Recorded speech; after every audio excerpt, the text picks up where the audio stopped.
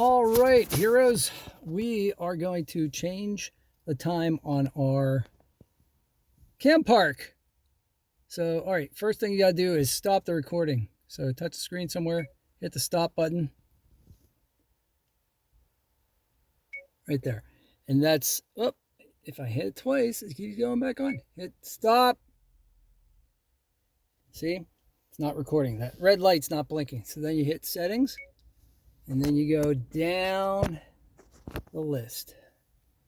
You can drag, you can kind of like push like that to get to time, date and time.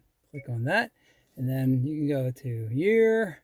You don't want year, you want to hit OK to advance to month, to advance to day, to advance to time.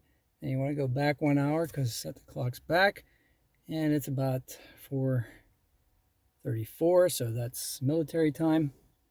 And when you're done, just hit OK, OK, and OK. And you're done. And then hit back. And then you're ready to rock and roll, and your time has changed. All right, have a great day. Smash like. Take care.